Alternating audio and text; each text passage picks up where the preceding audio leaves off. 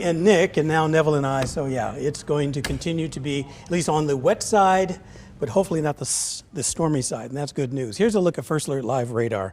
So now, as we were talking about, right on schedule, this stuff is continuing to move out, and if anything, this is the only severe thunderstorm warning we have left, and if anything, it's not going to last much longer because, as mentioned by Nick and everyone else, now that we have the cooler air pushing out from this storm system, we're going to die down a little bit as far as the intensity is concerned, but not the coverage of the rain, because it's still going farther out to the west, out toward Emporia, out toward Wichita as well. But I still see the back edge not too far away from there. So then it becomes more spotty. By tomorrow morning, some fog, some drizzle as well, but most of it is going to be over, and that's going to be actually good news for us. But let me give you the timeline as to what we can expect and when we can expect it to clear out. Here you see it. We are talking about from now until about midnight or so, still going to be impacts that are going to be out there. Main threat's going to be damaging winds, and then after that, I'd say the alert day is pretty much over, and from midnight to 5 in the morning, scattered storms, but not severe. And then the other thing, of course, is the fact that on Tuesday, a few sprinkles, a little bit of fog in the morning, but other than that, it's going to be mostly dry, and that's why it's no longer an impact day heading into tomorrow.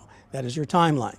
Now check out First Alert Future Scan coming into view, showing you that we have most of this stuff that is starting to clear quite a bit.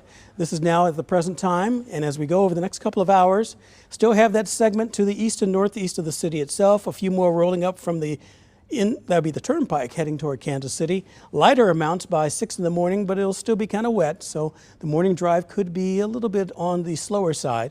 But then as you see here, it does clear out. So we're not going to necessarily have to deal with it all day, and that's why I'm going for a good portion of the day to once again have not much in the way of additional rainfall that's coming through. We're going to clear out, and that means that we should also see, for the most part, a chance of some thunderstorms, maybe on the second half of the 9-day forecast. Otherwise, we're in pretty good shape, and we're going to stay that way for a while, which is actually going to be pretty nice as well. The other thing is farther down to the south and southwest, we're clearing out according to First Alert Future Scan, and we're not going to really see much at all with regard to any sort of redevelopment. 9-day forecast is going to show up in just a little bit and show you that we do have a chance of some of those thunderstorms that are popping through, but for the most part, we're going to continue to see that they're gone for the time being, and if anything, our temperatures stay cool behind that system.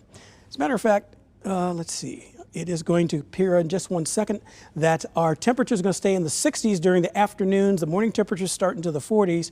The exclusive First Alert 9-day forecast is also going to stay dry for several days in a row before we start to see a change moving back in, which will keep those thunderstorms back into the forecast, but that's not until next week, and they certainly won't be as heavy. We'll check that 9-day forecast a little later on during this half hour.